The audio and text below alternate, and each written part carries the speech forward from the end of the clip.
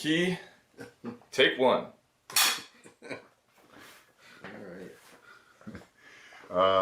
So this is very relaxed, and Jason will edit as necessary, so you don't have to worry about saying something wrong. But we'll start. Just tell me your name and who you are. Yeah. Okay. Well, I'm Bob McKee, and I, pretty much came from this area right where I live. This is where I lived as a very young person up till the time I was 3 years old. Then I went to Eureka to live with my grandmother. Do you want to say Bob McKee with Whitethorn Construction here in Whitethorn, California? So if you say just I'm Bob McKee with Whitethorn Construction based in Whitethorn, California. Yeah, this is. I start all over. Yeah, just introduce yourself that way. I'm Bob McKee. I have Whitethorn Construction based in Whitethorn, California. The post office is right across the street. And what does Whitethorn Construction do? We're a retail lumber and building supply, basically, and we also are the foremost folks in California hardwoods. We're promoting California hardwoods. So that's your specialty is Yeah. milling hardwood lumber for cabinetry, for fine woodworking? Right. And it sounds like folks come from sometimes a fair ways away to purchase this unusual hardwood that you sell. Yeah. I think one of the farthest away people was somebody on the East Coast wanted some black oak to make a handle for a samurai sword. we mailed it to him. So he didn't get a chance to look at it beforehand. He bought it sight unseen. Yeah, I bought it sight unseen. And we also built a set of doors for a family in, I think it was one of the Carolinas. And it was built out of, the first set of doors was built out of teak. And it turned out that the teak didn't really hold up that well in that climate, so they sent the doors back here, and we did them again in Honduras mahogany and sent them back, and then the people moved to El Cerrito, and they brought their doors with them, and we installed the same set of doors in their house in El Cerrito. And maybe you could tell us a little bit about your family and how they came to this part of California and how you ended up here in Whitethorn. Well, my grandfather and my grandfather's brother were the first two settlers here, or among absolutely the first few. My grandfather settling right here where I am, and the brother on the way over to Shelter Cove. He settled in Hidden Valley, and right where Bear Creek runs along the county road now, his house was right there. Where was your grandfather from originally? New York. What brought him to this part of California? Well, it was after the Civil War. My grandfather and a fellow that he met in the war named Tiny Warden, who was kind of a giant, they went to Mexico gold mining after the war. And his brother had already moved here and was in Hidden Valley. And so when he came back from Mexico and he had a little poke of gold, he bought his land from somebody else. Most of the people were getting government grants then from the government, but he didn't do that. he purchased his. Somebody else had already gotten the grant from the government. And then my father, much later, got a government grant right along the township line that bordered this. And the township line is right out here runs right through the middle of my field. And My father's land was on the north side, and my grandfather's was on the south. Together, there was a couple of thousand acres in that whole holding. And when they came out here, I'm guessing there wasn't any industry to work in, so they were traditional homesteading, hacking the homestead out of the wilderness and building a life by growing their own food. Yeah, pretty much, sure. Yeah, I mean, maybe they bought salt and pepper and hot sauce.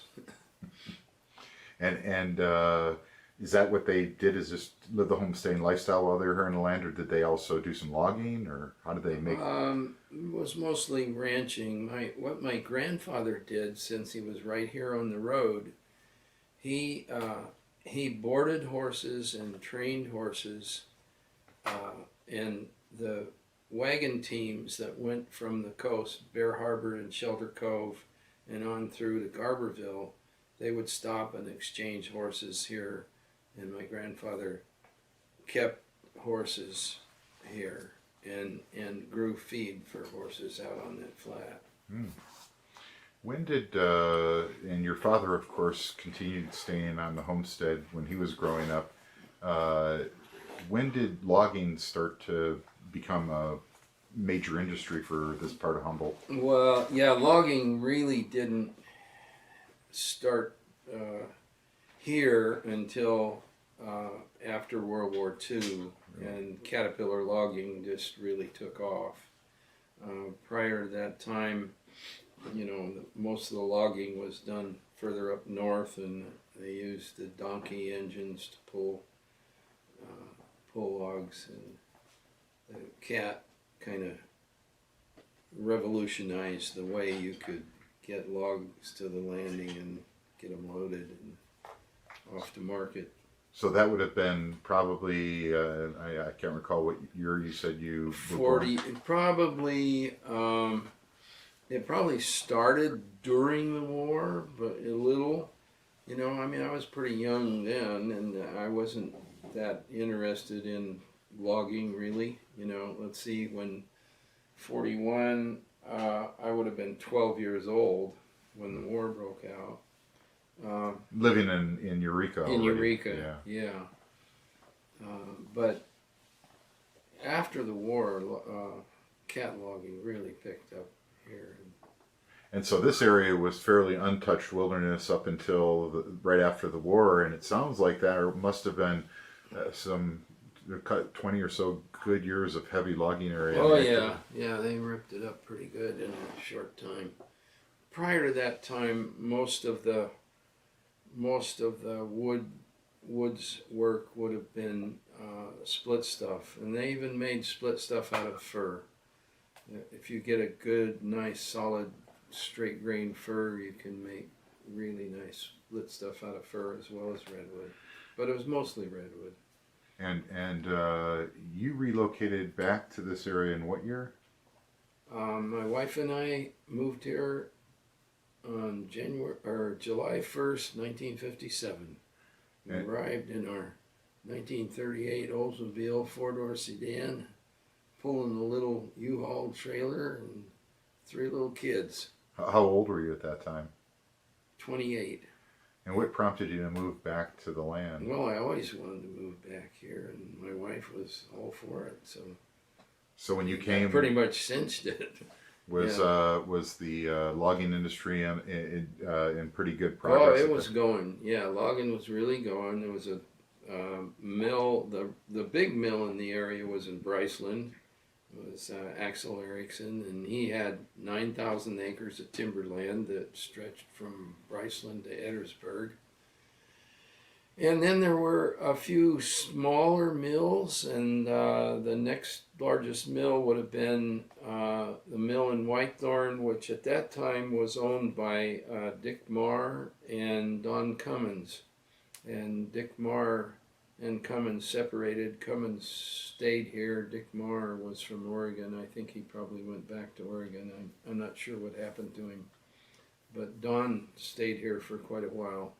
And then Sid Green was probably the guy in the area that was doing most of the logging, the local guy logging. Don did some logging as well as milling, but he had the mill. So at that time, it sounds like logging and maybe ranching were the two predominant industries here in the Southern Humboldt area. Yeah, logging much more dominant than ranching.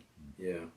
And when you located here, again, you were the property that you came back to wasn't particularly developed at that stage because there had been a lot of time away from your. Right. Yeah. No, there wasn't nothing here. Where we have our house now is where my father had his house, but the house was not quite fallen down, but almost. It had been left open to the weather. The doors were open, the sheep and animals running through it. So, it was pretty much destroyed. And there was a barn there, and the barn was totally collapsed. It was flat on the ground. So you had to start from scratch and build a new home. Yeah. Mm-hmm. How long did that take? Well, I'm still working on it. And maybe you could just tell us a little bit about how you started Whitethorn Construction. You came out and you were, I think you mentioned, a carpenter in Eureka? Yeah, I started learning carpentry up there, and I really liked it. I liked, being able to build my own stuff. So I had that interest, and there wasn't, when I landed here, there wasn't much chance of being a carpenter here, and I really didn't know exactly what I was going to do. And I told you about the bus driver and teacher that got into an accident and couldn't arrive, and I was told about that, and I went into the school district and said I'd like to put my name in for either one of those jobs. And they said, well, what would you really like to do? And I said, I'd really like to try teaching. And so that's how it started. Yeah, that was a couple of years later. Yeah, that was at Edwardsburg. I had all 8 grades. At Edwardsburg. And that was a class of how many people? 17. I had 17 kids. At least one year I had 17. So how did you end up going from being a teacher then to opening up a lumber mill and hardware store? Well, the administration for the Southern Humboldt School District changed, and all of the people from the building principals up came from out of the area, and they were really difficult to work with, and I just didn't want to work for them anymore. They just had strange ideas. So, and if I hadn't have had the desire to continue carpentering, I would have stayed with teaching, but I was really drawn to getting back into building, so I wanted to do that. So you were building your own home at the time? Yes. And how was it? How did you make that transition from building your home to getting into the hardware and lumber supply business? Which is possible. To snap the board. Yeah, it's always nice to. Do we have to do this again? Bob McKee, take 2.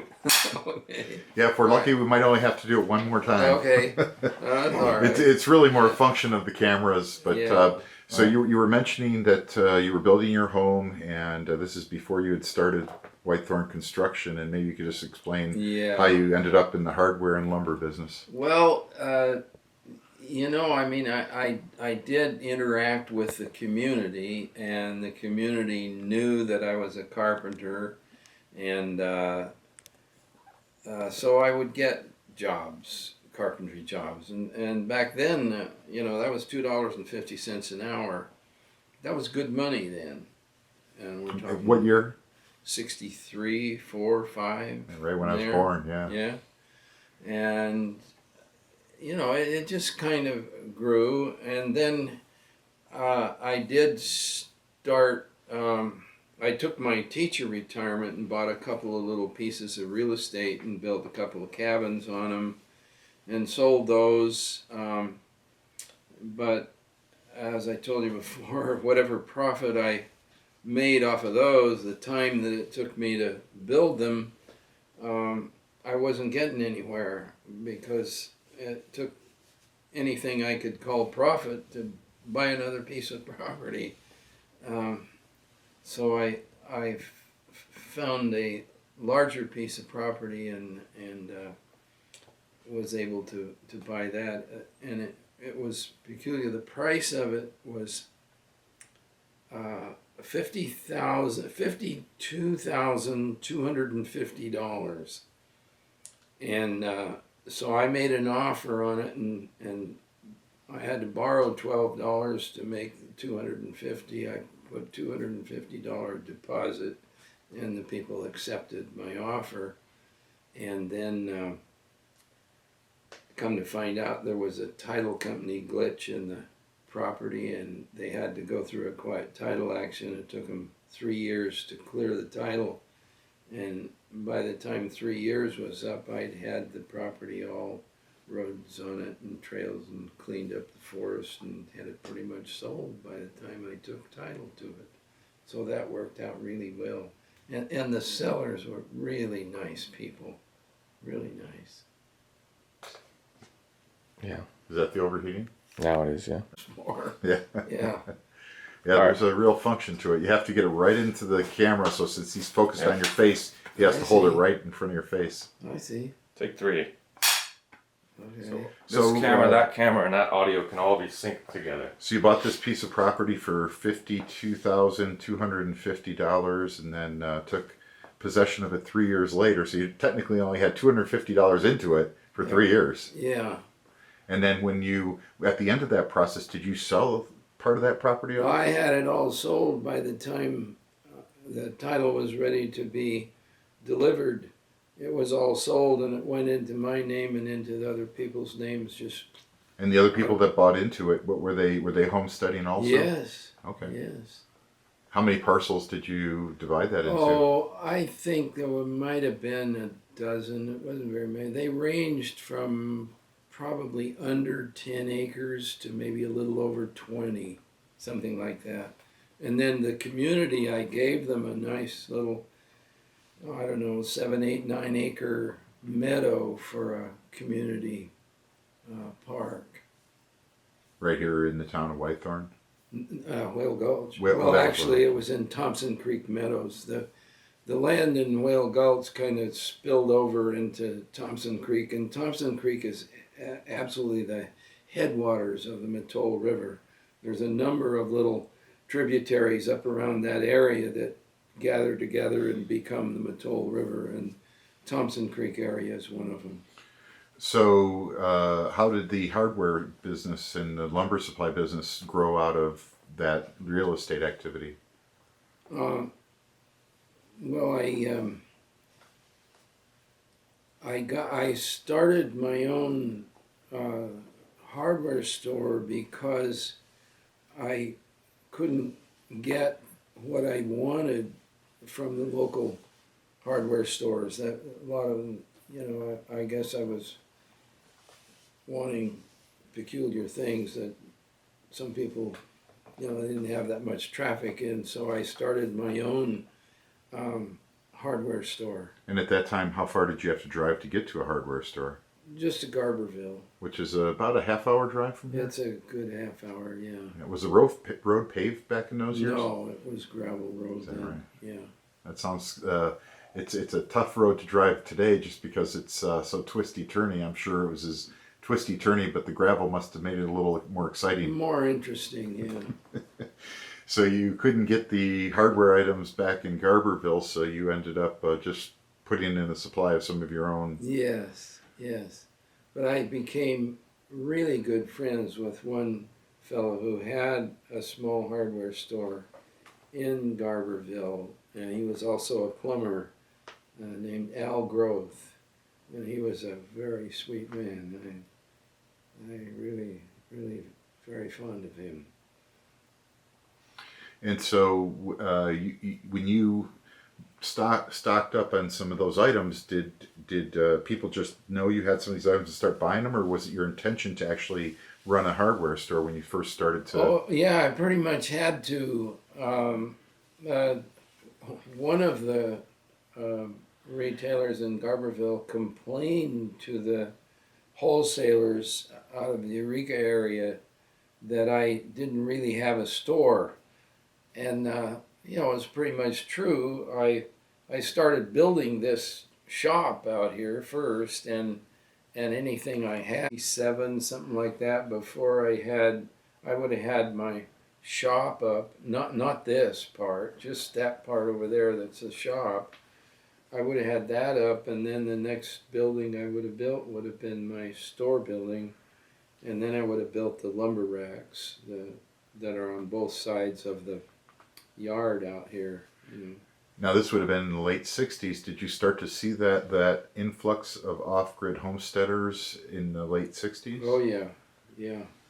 And were they settling virtually everywhere in the Southern Humboldt area? Were there specific... Yeah. You know, the reason that I got into the buying and selling real estate was kind of twofold.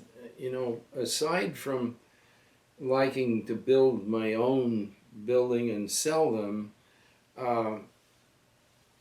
I watched what was happening with other people who are from out of the area coming in and buying land in my backyard, doing nothing to it, and selling it a year later for twice what they paid for it.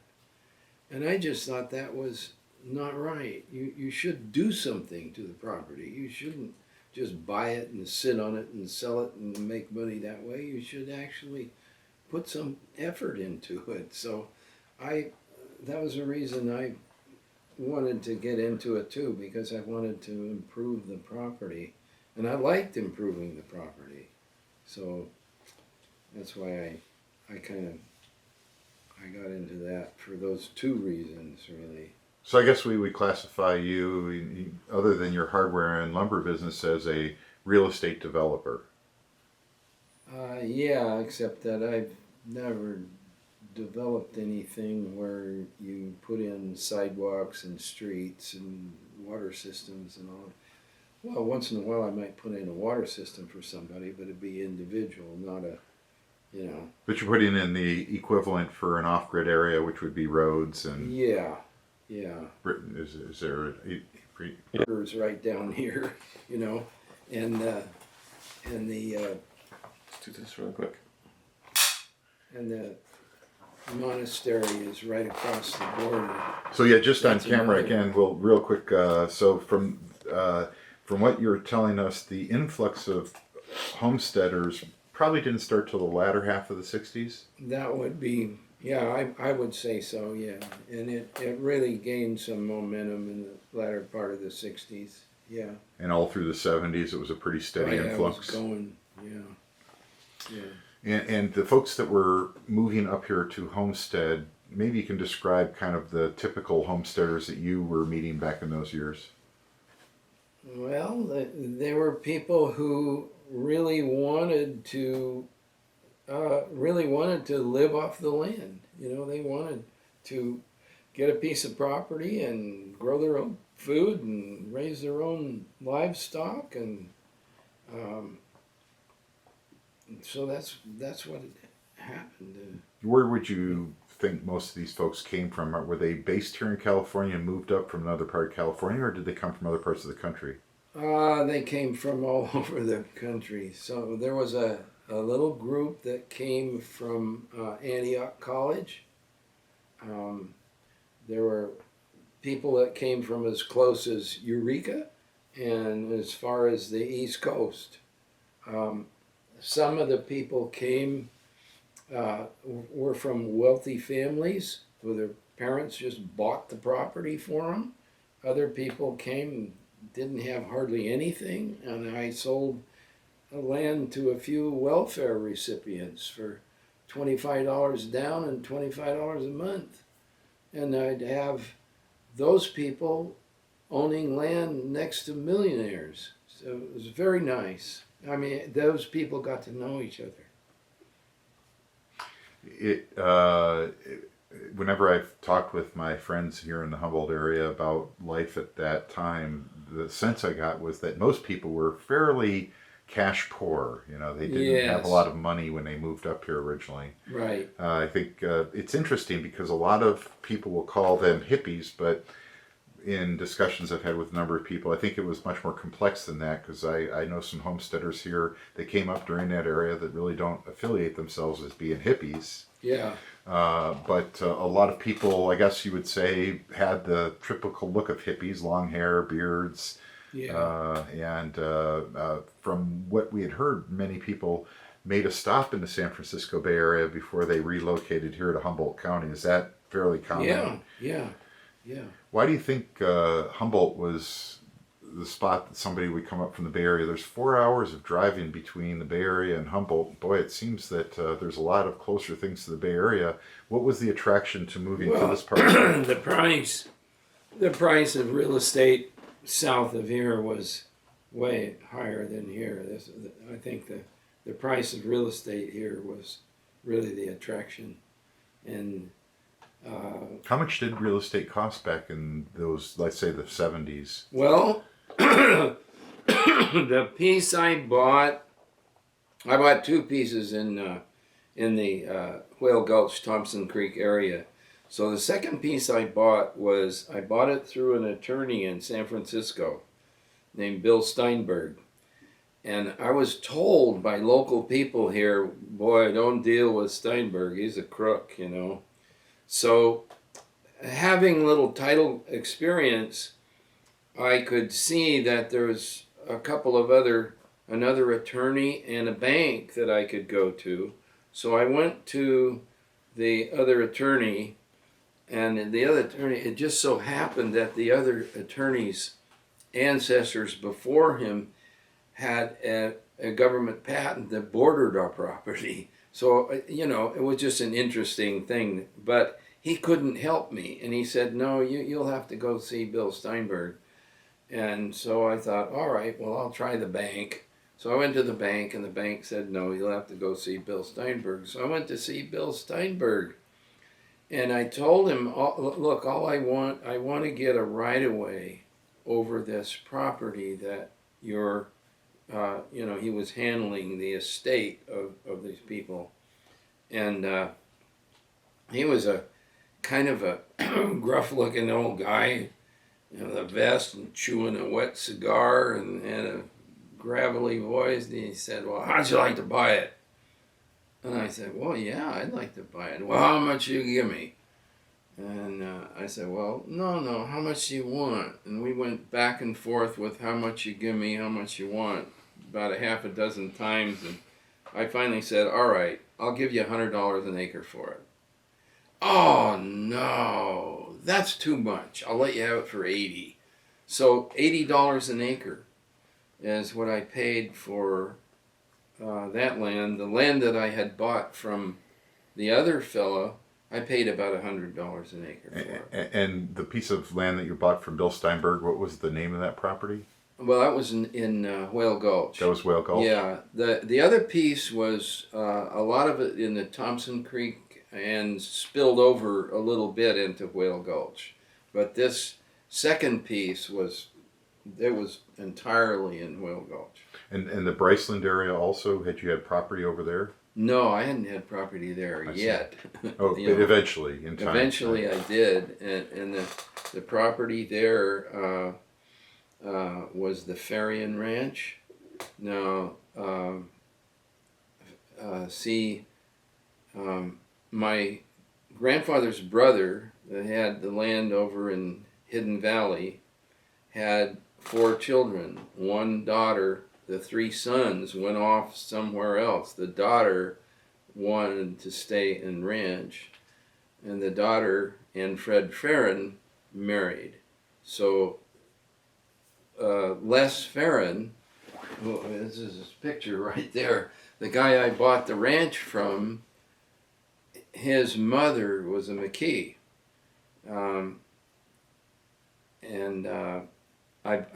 I started to buy the ranch with a partnership, and it began to not work out. The partners weren't really up and up. They didn't have what they said they had. And I told Les I could do it myself if he'd give me a little rope, and he did. And then I got introduced to Jerry Harland, an attorney, and Fortuna was really turned out to be a very nice guy too. We became really good friends, and he was Les's attorney. So between Jerry Harland and Les, we put together the deal on the ranch in Bryceland, which was Les's ranch at that time. How many acres was that? About 5,500. And I had heard that David Katz, when we talked with him about the start of the industry, he says, well, of course, what really made photovoltaic power successful for him in those early years was that you had all these folks that were moving into these off-grid homesteads with no reasonable access to the utility grid.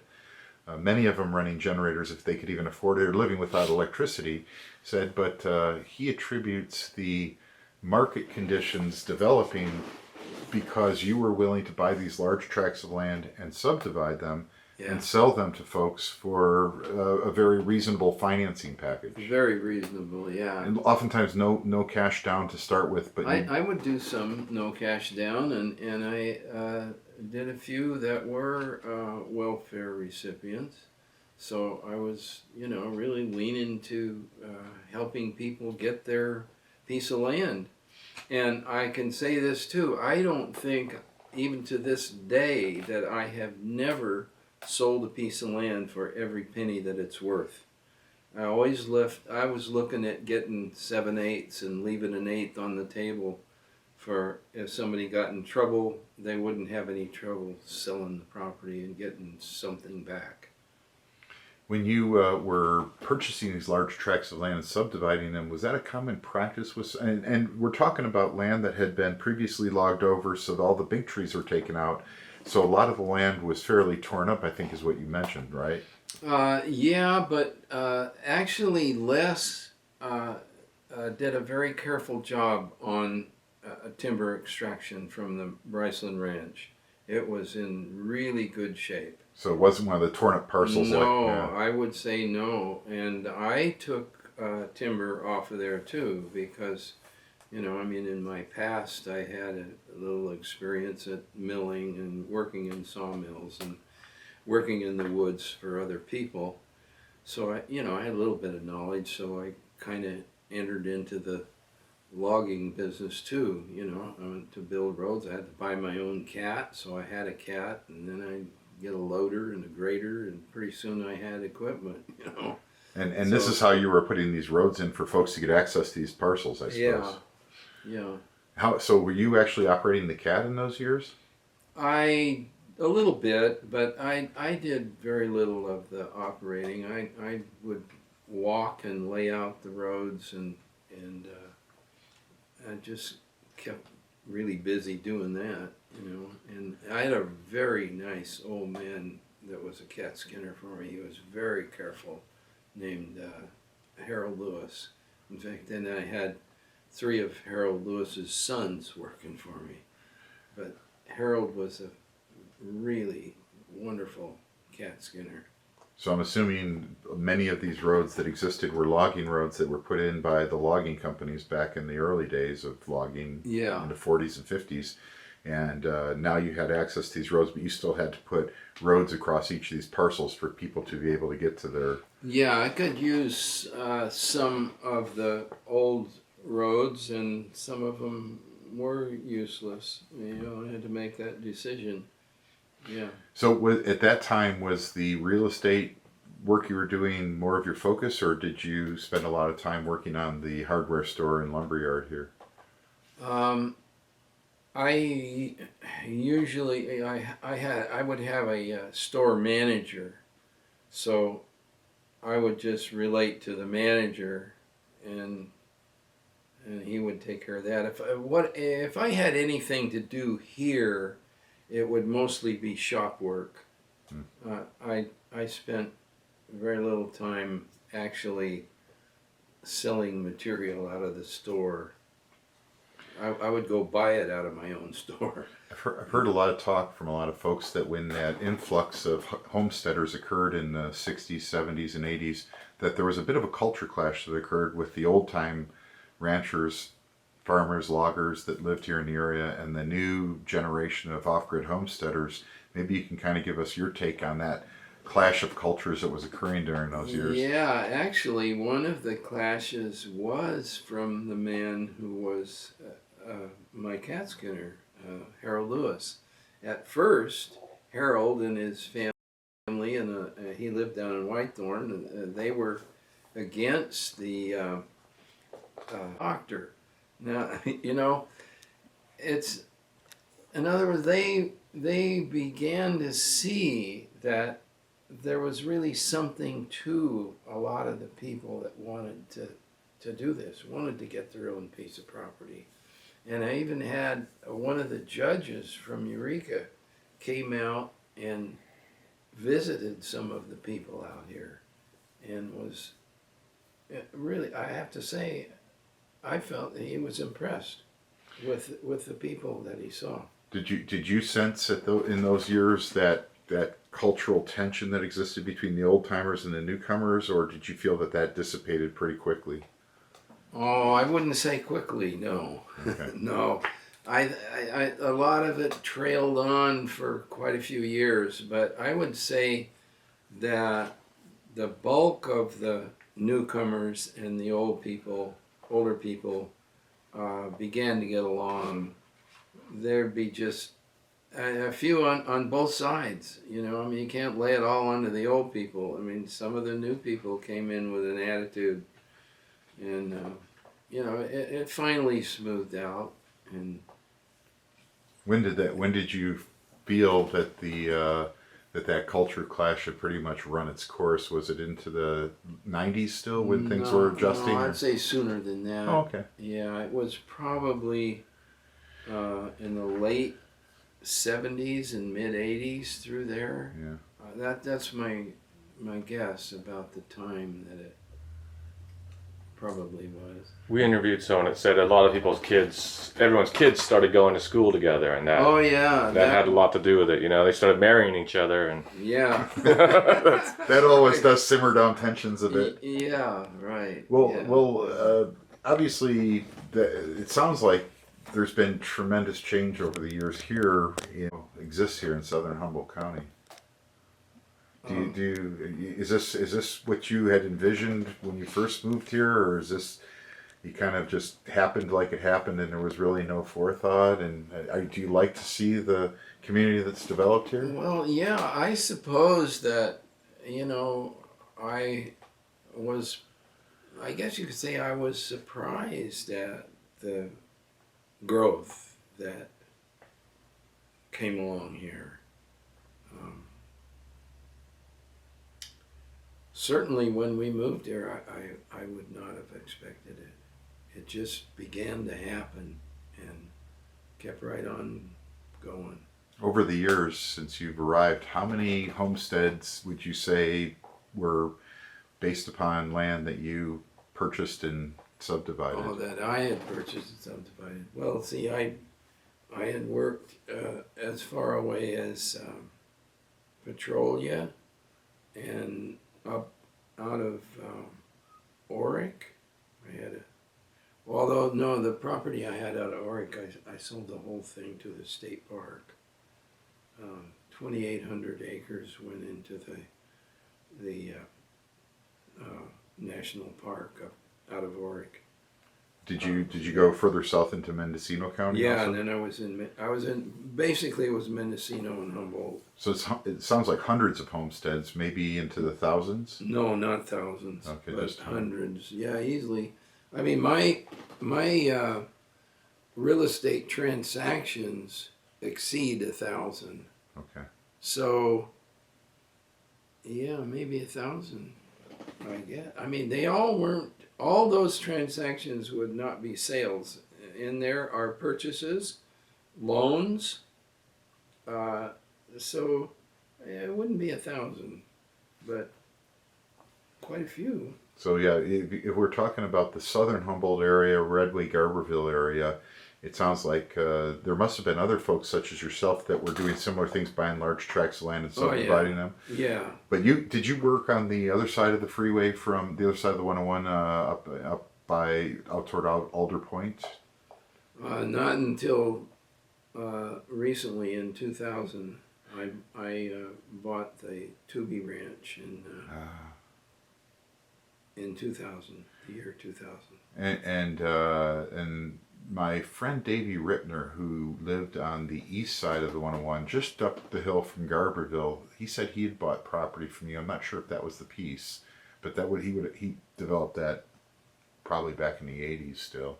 But it sounds like that must not have been the property that he has dealt with you on. No, he might have bought that from my cousin. I had a cousin named Max McKee, and Max was a grandson of my grandfather's brother.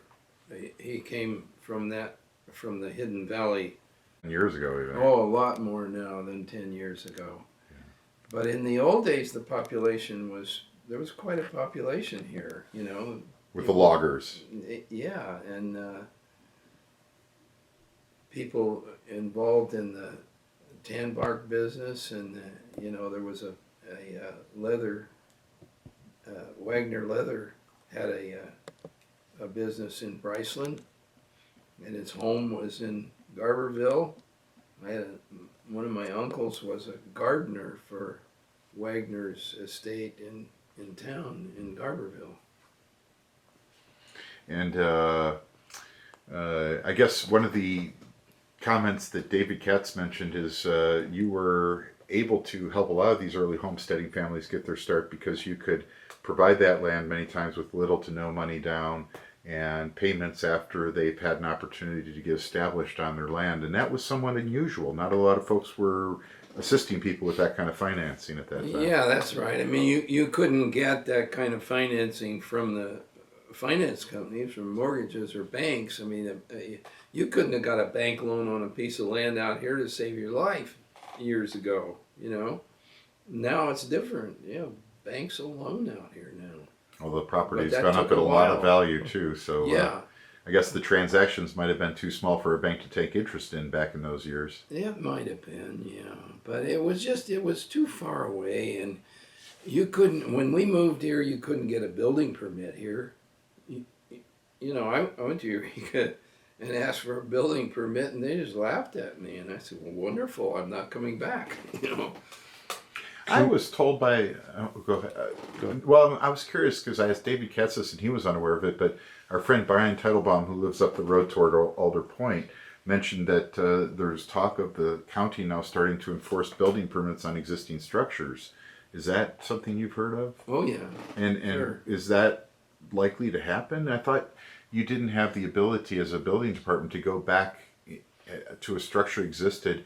If they weren't offering building permits, how can they now ask you to have a code compliant structure? Well, you know,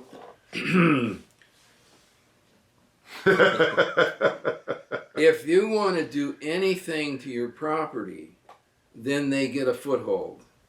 You know, I mean, you want to add a bedroom, or you want to build a second building, or you want to tear down your existing one. You know, they're gonna get on you. Yeah. City. However, when we first moved out here, Okay, I'm back. Do you want to snap? Yeah, we're okay. Awesome. two people, Bruno Groth and Bob Usher, who owned the property that the monastery now sits upon, were able to get the public utilities to put power out here. In other words, through some thing that I don't understand, the power companies somehow were obligated to do this, and they forced this obligation, and we were able to get power.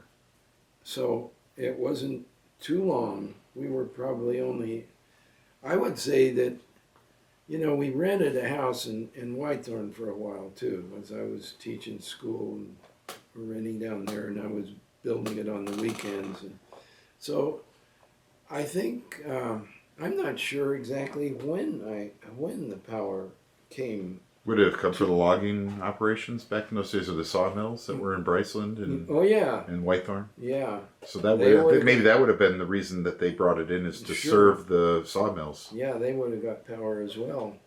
And prior to that time, they were running on, engines. In fact, one of them was running on a little Buick engine. Yeah, the old flat leather belts.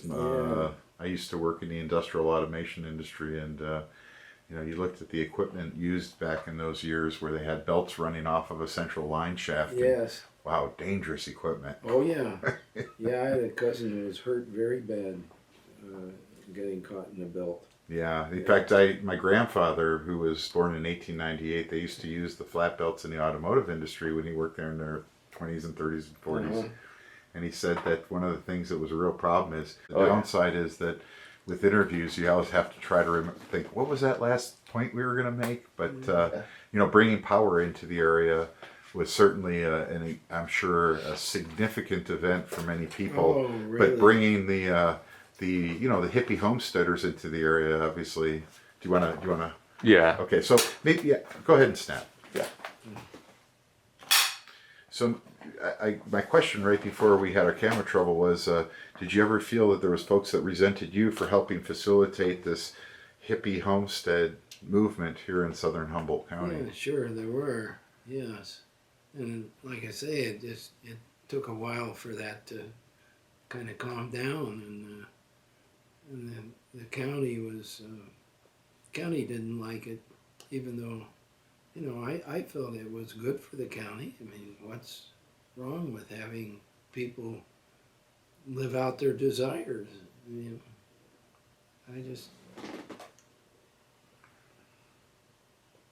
I'm still having trouble with the county. Where is the county seat at? Eureka. And that's where all the power brokers sit that run the county. That's right. Do you think today the county, how do they look at the growth that has occurred in Southern Humboldt County and the large number of homesteads? And lately, of course, now that there's anticipation that marijuana might be legalized, it seems there's this rush for people to get a piece of property so they can grow. Yeah. Well, and it's also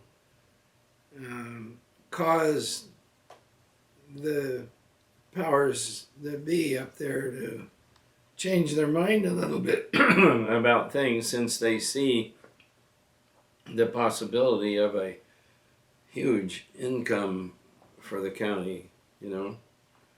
It's funny. The tax revenues that would be generated as the result of this business becoming legalized would be significant, I imagine, for a company. Very significant, and they certainly want to get their hand in the pot. Well, I think Colorado has shown a lot of people of. Was there a lot? When did that become big around here? Growing, cultivating of marijuana. When did it become big? Oh, boy, I guess it was a real progression from actually discovering that the stuff would grow here. Prior to that, I think everybody thought you had to go to India or somewhere to get pot, or Mexico. And the discovery that it could be grown here just kind of took off. I mean, I remember one incident was a family had this young teenage daughter, and she was growing some plants out behind the barn, and her father's laughed at her. She said, I'm going to get money for these, Dad. And he just laughed, and she turned up with $800, and God, he was amazed. There's a beginning of, this is an old time owner as well, people who were here. And so it started getting into the people who already landed here, that had significant pieces of property and had for years, family pieces. And growing started occurring on these old places because the kids and grandkids knew what was going on, and so the parents and grandparents began to accept that. Is that little extra income?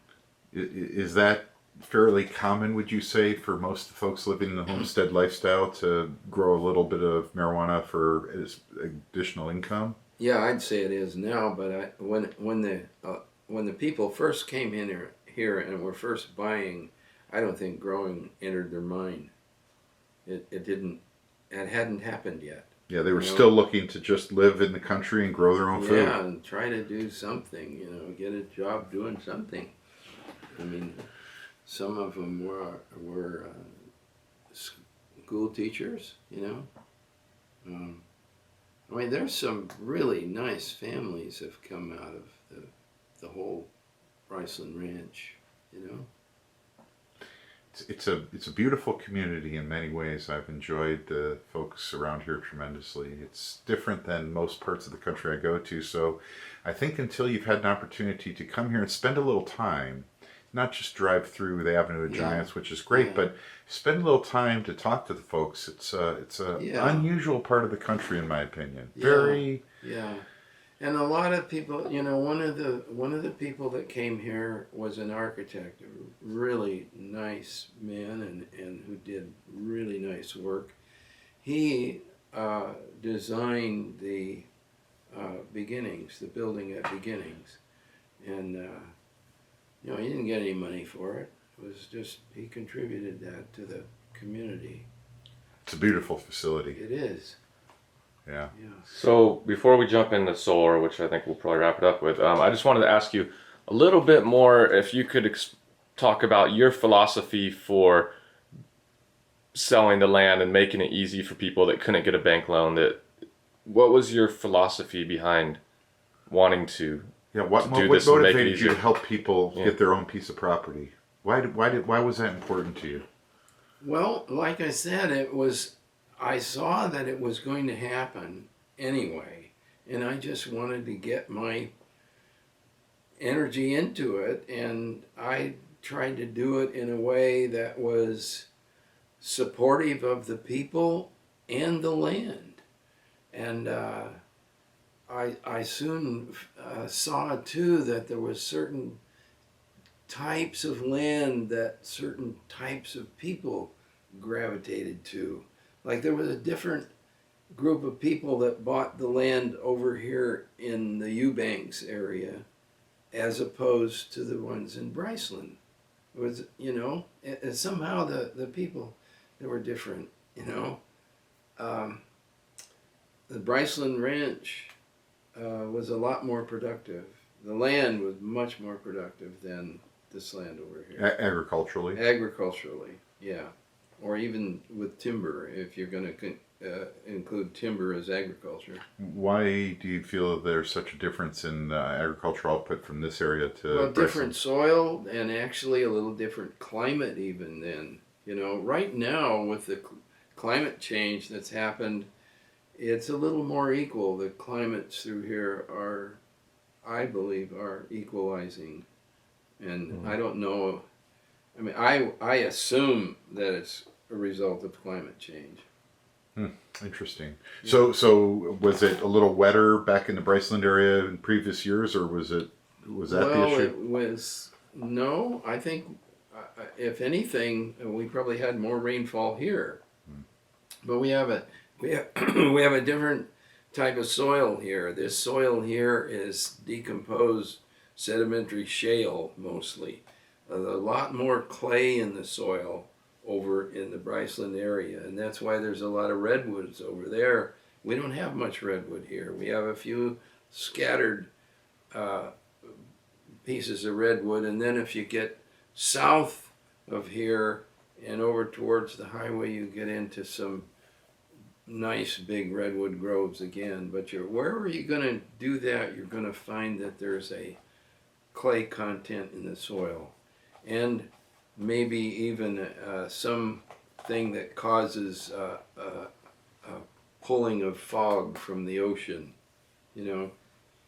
And that certainly is out at Four Corners. The fog swills in Four Corners and flows in there, and you got a fine redwood area in there. So on the solar side, what? Well, yeah. So when you were selling the land, and let's focus on Bryceland for a minute. You knew there was no power there. The buyer knew there was no power, no grid going out there. Everyone was pretty open about that, I guess. So what was the expectation? Most people were going to bring a generator in, like. Oh, yeah, that would have been up to them, but there were people living simply without power, without a generator even. And, do you think that people were anxious to get away from electricity at that time when they were moving into some of these? Sure, a lot of them were. Yeah, we're not going to be a slave to this power company. Yeah. Did they? But they then want electricity for things just like lights and music, I'm sure. Yeah, yeah. But I mean, it's not so unheard of to live without power, because when my father was here, I mean, there was no power. There were people in the hills all over, and then no power. So well, of course, they didn't have stereos back in those days either. But that's right. Yeah, I didn't have a lot of those kind of tools, right? Yeah. And when solar first came on the scene here, which would have been in the very early 1980s, I think David bought his first modules in 1980. From your perspective, since I imagine in the early stages when David was doing business, did you get to know him very early on? Did you know who? Well, he bought his land from you, right? Yeah, he bought land. Yeah, I think that David bought land from somebody that I had sold to. I don't think David bought any directly from me, but it was the parcel essentially that you had developed that he settled on, and he started putting solar in 1980, and he had his shop there in Bryceland. Was it very long before you became aware of what solar panels were and what they did? Yeah, no, I would have liked to have been involved in that right off. I mean, I just something that just absolutely grabbed me. I thought it was just wonderful, and I wasn't able to really get into it. I certainly supported him. The only thing I have here now, I have a little solar panel up at my house. So when the power goes off, I still have power, and it's it goes into the batteries and powers the house for a while.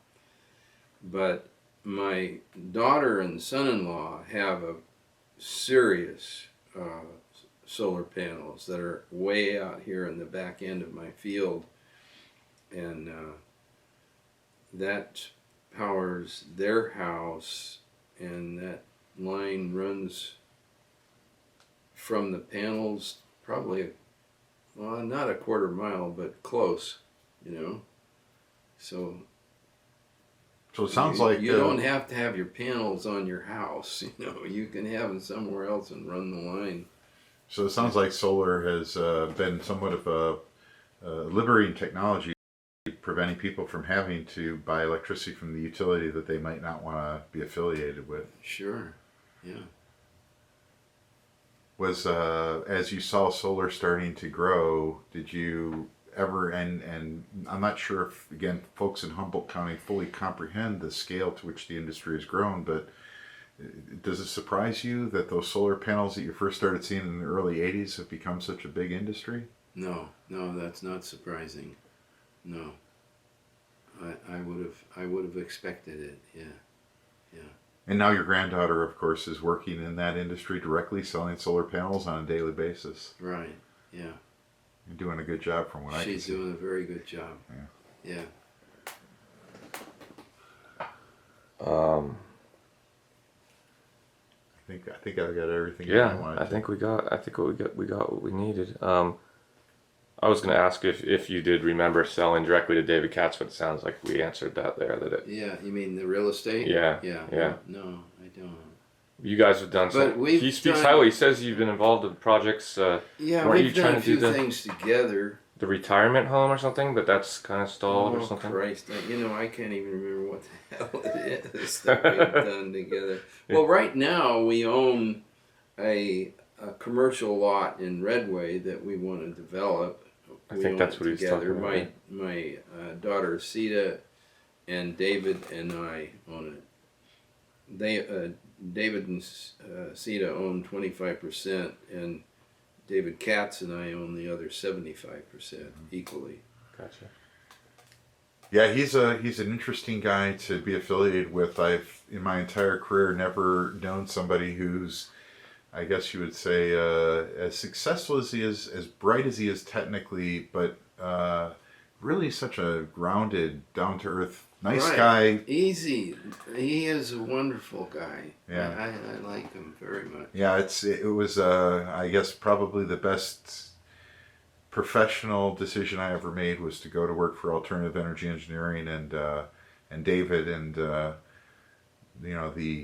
folks that I've met through him and his network. Wow, just some of the best friends I've ever had in my entire life. So I tell people this frequently, and I wondered if it was probably not a good thing to do so. I said, but working for David doesn't feel like work to me. It feels like hanging out with a good friend and just doing projects, you know? Yeah. And if you can get paid, and There's live your life like that. Nothing wrong with doing what you like and getting paid for it. Oh, not many people are fortunate enough to do that, though, are they? Right. Yeah. But it sounds like the community that you helped create through the subdividing of land and getting all these parcels ready for these homesteaders is really helped create the culture that I affiliate with the Redway Garberville area. It's a very open, friendly place where there's a lot of community support and a lot of folks want to work together to build a healthy, vibrant community. It's changed a lot. It's changing as we speak, really significantly from what I can tell. But I would say we went down to the art festival yesterday, and it was a really good feeling overall. The people there, just as a whole, seem to be really happy and yeah. No, I think we have a really nice community. All in all, really do. Did you ever envision back in the 1950s when you settled here that it would become as populated and as vibrant a marketplace as it's become? No, I thought when we first moved here, I thought that we were going to be out here pretty much alone, and I mean, it wasn't terribly surprising, but kind of surprising, and I don't know. Does it disappoint you having so many neighbors? No, I didn't mind that. No, it was for some people. Yeah, of course. They didn't want to be able to see the lights of their neighbor. Yeah. Is there a sense of accomplishment or like pride that you were involved in kind of like building this part of the world? Well, it's a fact that can't be reversed. So I better feel good about it. What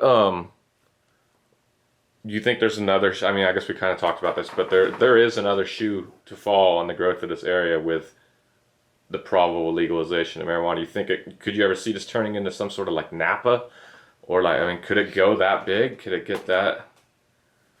Was it? Well, I suppose too far out here? I suppose it could, but that kind of thing is beyond me. I mean, as far as the business enterprise, it's beyond me.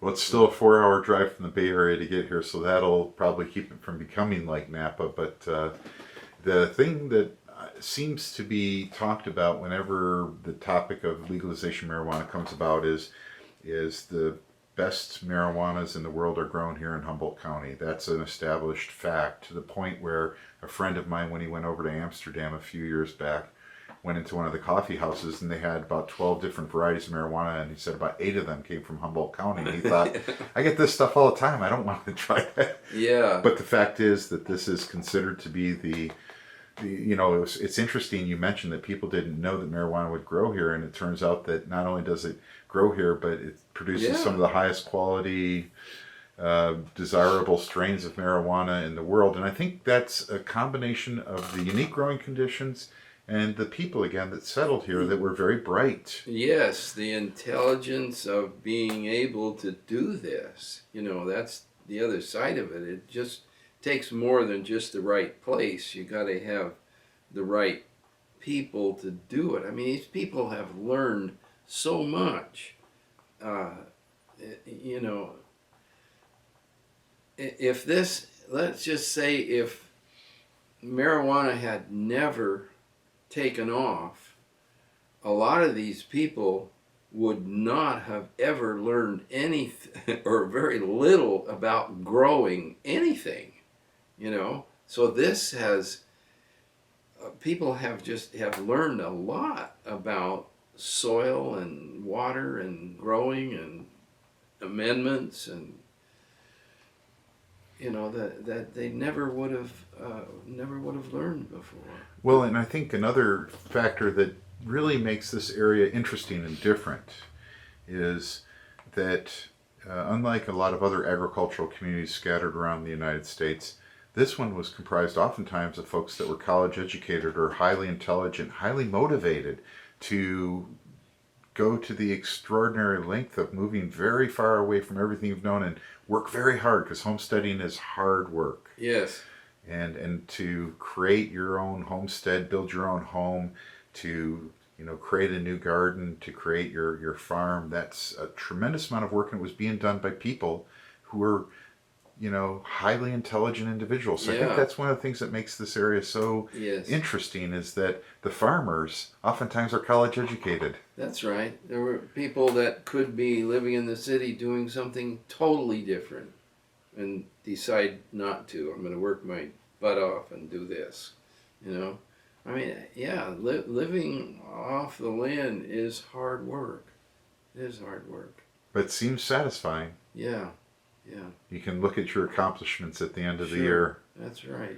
Not many people in their work have the ability to truly look at what they've done and see what they've accomplished. And here in the homesteading arena, that's very evident. Growing your own food and taking care of your own animals and keeping yourself warm in the winter, and it's all hard work. But worth it. Yeah. I'm trying to set up a meeting with, I think his name's Jim Garrison, with the Humboldt Historical Society. Oh. I don't know if you know him. I don't really know him, but I know the name, and I went to high school with a Jim Garrison, and I often wonder, is this guy his son? Yeah. And this happens so often to me. I'm in the Waterfront Cafe in Eureka, and sitting there with this young guy I'm trying to help out. And he says hello to this guy that's sitting there at the bar having his dinner or his lunch at the bar. And the guy turns around and talks, and he says, this is my friend Paul. And he's got a sign across it, People's Construction. P-E-E, People's. And I look at him and say, Paul Peoples? Is your dad Paul Peoples? Yeah. Hell, there was a guy that I ran around with when we were growing up in grammar school and junior high school, And stuff like this is happening all the time. Well, it happened to us this week when, again, David was, of course, trying to connect you and I for this interview. We came out here and met your son, Robbie. Yeah. And then as we're driving back into town, I said, well, let's go see my friend Andrew Perkins and over at Greenwired. And Genevieve works there too. And I thought, Genevieve McKee, wonder if she's related to Bob McKee. So we walked in there and asked, do you know Bob McKee? Yeah, he's my grandfather. And well, we met your father yesterday, who plays in the band with the fellow who lives right in David's house there. And of course, then we met Genevieve's mother. And then that evening we went to see them play at the Cecil's. So and I thought to myself, gosh, if we stayed here a few more weeks, we'd probably know about half the people in this town. know everybody. But it was really nice. It's nice to see that there are parts of the world left where where folks do know each other and they like each other and they get along. I'm sure you always have those people that are going to be the grumbly types, but I see a lot more spirit of cooperation community here than I do in most parts of the country that I go to. Yeah.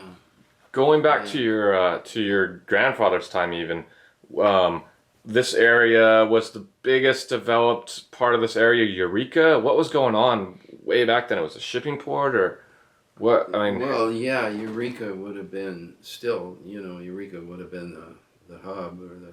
So it'd be logging, it was the county seat, right? Logging and shipping by and large. Yeah, right. I mean, that's what it was. Until World War II. Yeah. And then the military came in. Yeah, the logging prior to that time was basically redwood, and like San Francisco was rebuilt after the earthquake, redwood from here. And Green Brothers, I don't know if you've heard of them, the architects from Southern California, Los Angeles, did beautiful work.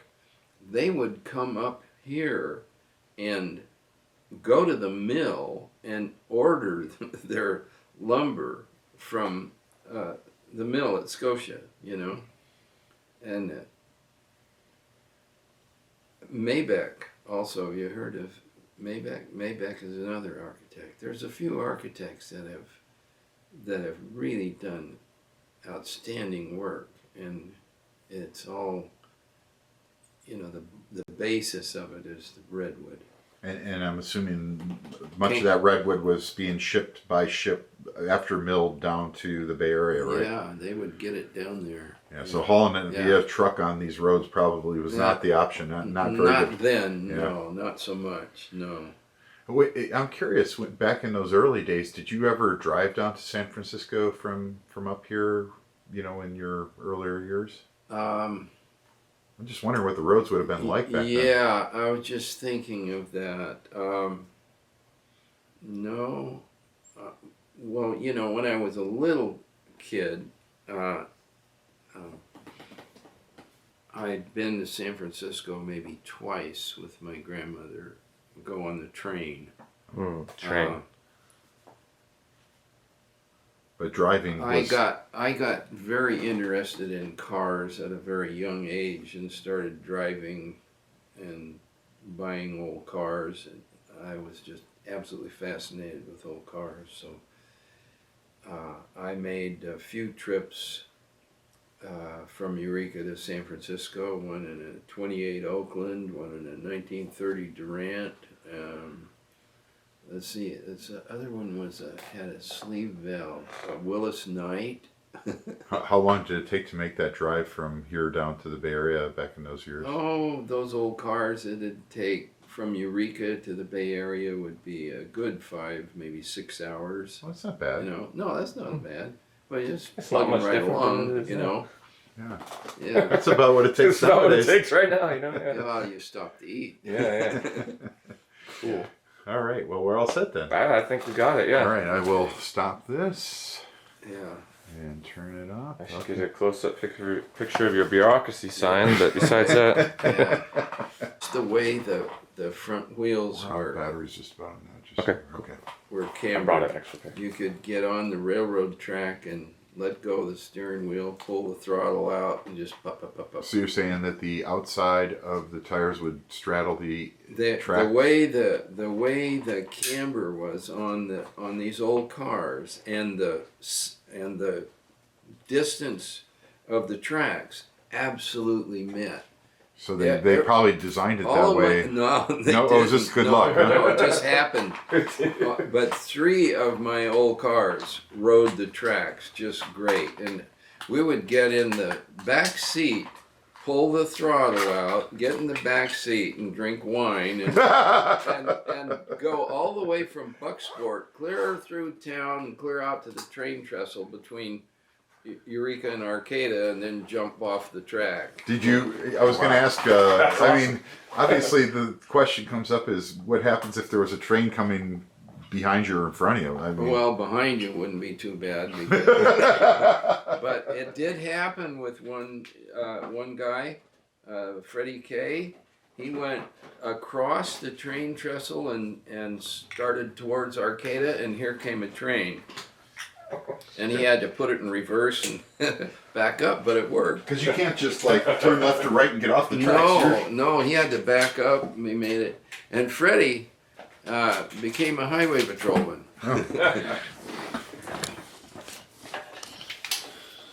So do all your kids still live here in the area, or some moved away now? Let's see. I have one daughter who has lived in San Francisco all of her working life, and she has just in the last year bought a little piece of property right down the road that used to belong to the family. You know, Yeah. you know, I could take you and show you our molder shed, which is built much more recently.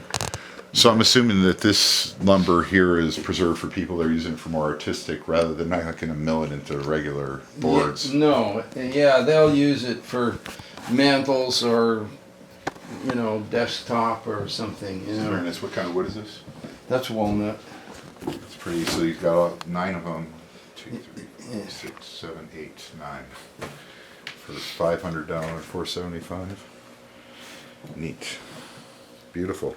Well, yeah. Let's look around at the rest of the lumberyard. This is kind of cool. Yeah, maybe you want to look around before I come you from decide what.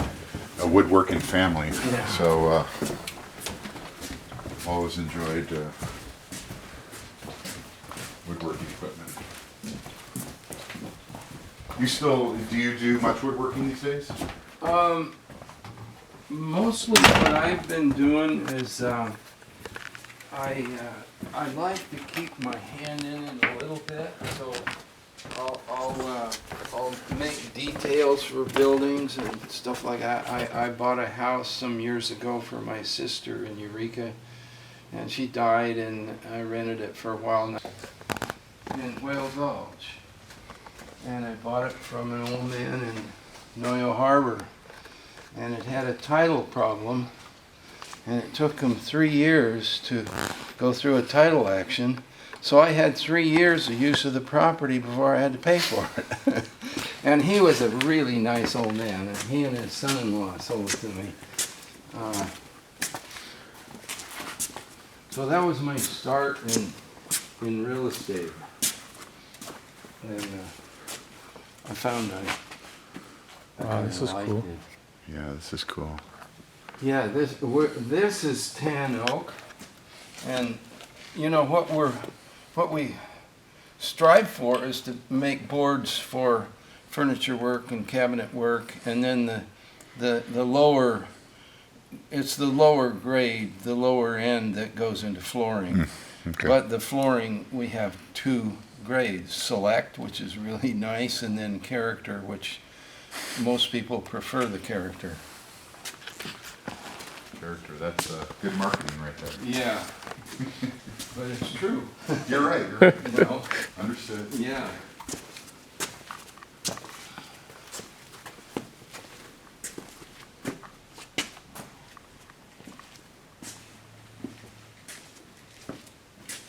Now the lumber that comes here, I suspect, is pretty much from this general area, right? Yeah. Yeah, mostly right. And we do both. We'll buy green boards if we can find somebody that will mill them correctly. And you might think that's easy, but it isn't. Most of the guys that have these little mobile dimension mills can't seem to do it consistently, But you find a few that can, and then we'll buy their boards. And then we saw some of our own, so it's a little. So you're buying lumber milled already for the most part? Green. Just green lumber, and then we dry it I see. and plane it. And, Do you kiln to dry that here? yeah, yeah. Must be pretty sizable. Yeah, well, actually it isn't. We have another one under progress. We have 2. We have a little 600-foot kiln and a 6,000-foot kiln. Those are some long words over there. Yeah. Yeah. The way it comes in, when it comes in down there, it's been stickered and air dried. So it comes in there rough, air dried. We run it through this planer and take the roughness off both sides, and then we can really see what we have. And then the next machine is this straight line rip, and it takes the weeny edges off. You just stand back there and let it go, and you have a little laser line there. You just line the board up, and the thing takes it right through. And then our next machine is the flooring, or the molder machine. It's set up to do flooring. We have set it up to do other things, but rarely. I mean, it's 99% or more just flooring. How many folks work here at About 25. Between the store and the office and the milling. What do you do with all your sawdust? Well, you know, it's interesting that you say that, because that's been a real problem, and we're just in the process of resolving that. This July, we're going to have a cyclone system put in, and it's going to keep it from blowing out like this. And the cyclone, what it is a round cylinder, and it blows it into that round cylinder, and it spins around, loses its velocity, and just falls out the bottom. So we won't have it just blowing out here. It'll fall out, and we're not quite sure how we're going to handle it. We may just put it in a truck and then just sell it. We got to do some research on. Yeah, because you can sell that for compost, or for compost mixing. Hey, it's perfect. People come and get it. We just tell people come and get it. Oh, okay. Yeah. Mm-hmm. Yeah. So you just have people coming in constantly taking away whatever they need. Yeah. And that's your what method of managing it for the moment. Yeah. But it sounds like if you're going to up your capacity with new kilns and all, then you're probably going to have to. Oh yeah, we're going to have to get it figured out. Well, a lot of folks are buying, the bags of compost, so buying, getting sawdust is another key component to making soil. Well, we've thought about a whole number of things about, just selling it to somebody who is. These are chinkapin. Whose logs? Chinkapin's a pine. No, it's a hardwood, and it's actually relative to a chestnut, but it grows wild out in the forest. I love it when I can run across these. You rarely find a forest of chinkapin. There's just one here and there. Oh, and there is a forest of these somewhere around here? Oh, I've only run into one, and it was very small. I probably got maybe 50,000 feet out of it, which for chinkapin, that's a huge number. And is it, you like this lumber for what particular reason? Well, I like it for its beauty. Okay. It's not as durable for flooring, but for cabinet work, and it's very nice. And a lot of times around the butt, you'll get a nice chocolate color in it for a little ways up, and then it peters out. Interesting. Yeah. And it looks like it's got some pretty healthy splits in there. Is that something that you would work around those? Always in the same log, you can work on the part. The part is the part is the sapwood. Okay. And what you see is the core.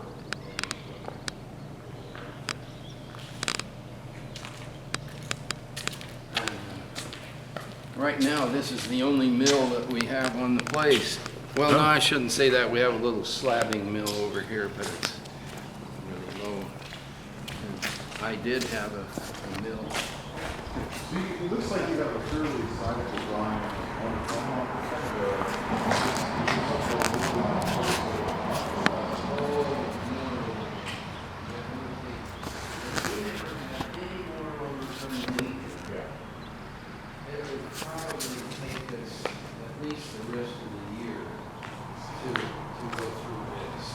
Your terms are relatively low today. But then again, this is more of the high-end cabinetry grade. Yeah, it's mostly high-end stuff. Yeah. Okay. And then I have a part over here where I like it full with recycled wood, so I have this section over here that I mess around with recycling. Most all of the wood you see on this side from here over is recycled. And the folks that would purchase this cabinetry lumber, are they local, or do you see people coming from far distance away? We have a lot of folks from the Bay Area and, Oh, really? and Fort Bragg Okay. and north in Arcata. We've sold it as far up as Portland and Seattle, Washington. So not a lot of folks, I suppose, that specialize in this type of... Yeah, some people who hear about us and call up and say, hey, you have black oak that, you know, a particular size or something. You know, yeah. So we'll ship it, you know, to them. Now that, for example, that large tree right there, what kind of... That's walnut. And that has those battens in between just for drying, I suspect. That's right. So is this kind of the first stage of drying that we're looking at? It is, air drying. Okay. Air drying first, yeah. How long does it? Kiln dried in addition? It will be kiln dried, yeah. Yeah, a lot of people sell this stuff and they never kiln dry it, and they get a hell of a price for it. And we don't sell anything unless it's kiln dried. And I've always heard kiln dry, people seem to speak negatively about kiln dried lumber. Is there one? I don't know why. Yeah. Well, you know, one thing about dry lumber is if you're building a house, you don't want to build a house out of dry lumber. Yeah. You want it to be wet. You Yeah. know? Yeah. Because then everything bends into place and it's... Well, yeah.